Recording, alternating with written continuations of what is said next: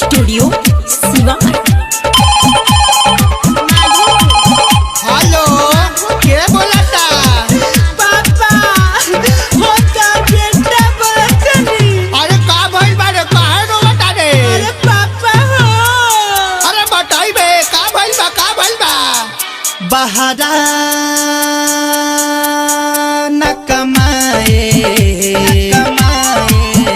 भाड़ा भेज घरे आएब खाना में न तनिको स्वाद आवता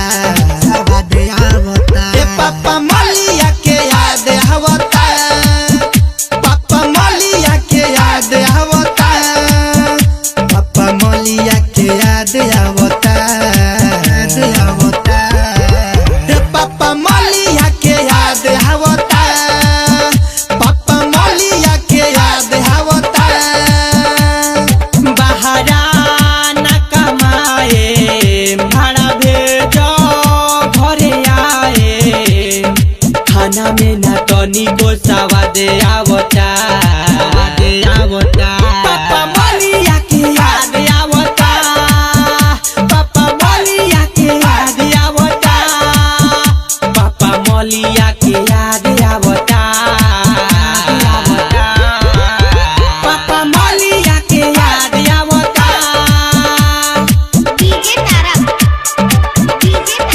अरे सोमार तोरा एक दिन गइला ना भइला तोरा माल के याद आवे लागल रे। का बेटा? आई रे दादा, ई का रे? हाँ तो ना बुझाई तो हम भाड़ा ओरा ना भेजे।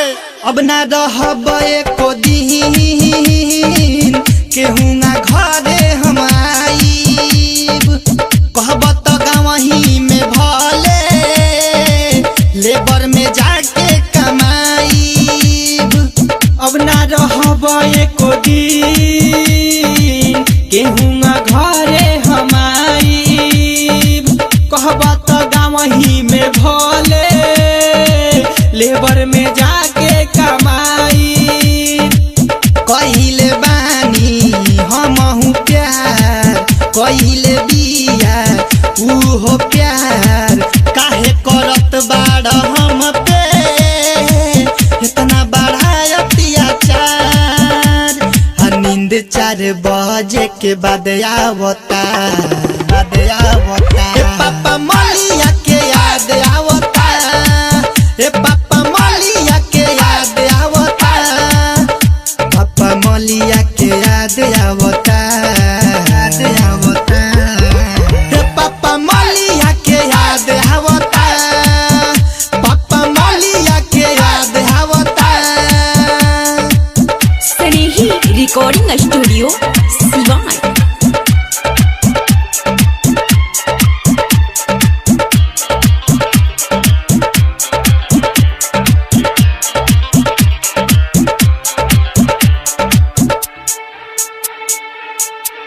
साला तू लभरी आ गइल बाड़ा। तू प्यार कइले बाड़ा प्यार।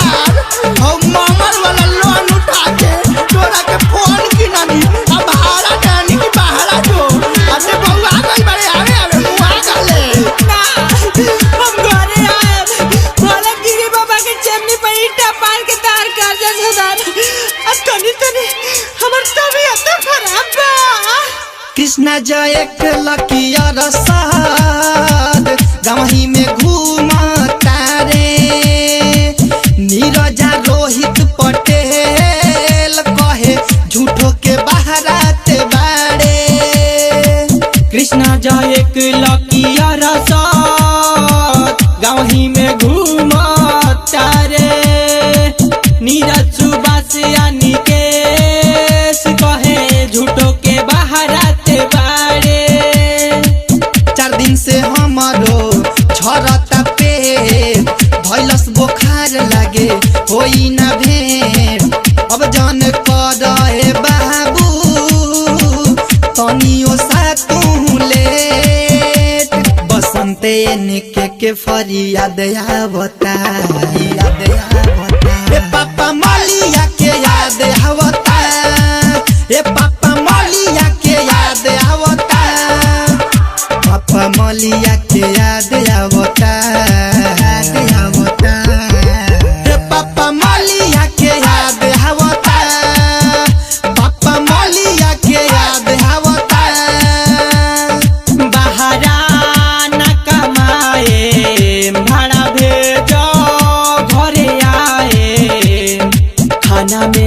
तनिको सवाद आवता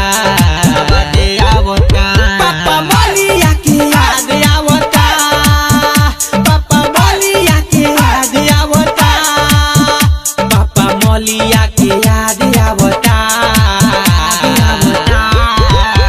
पापा मलिया के याद आवता स्नेही रिकॉर्डिंग स्टूडियो सिवान।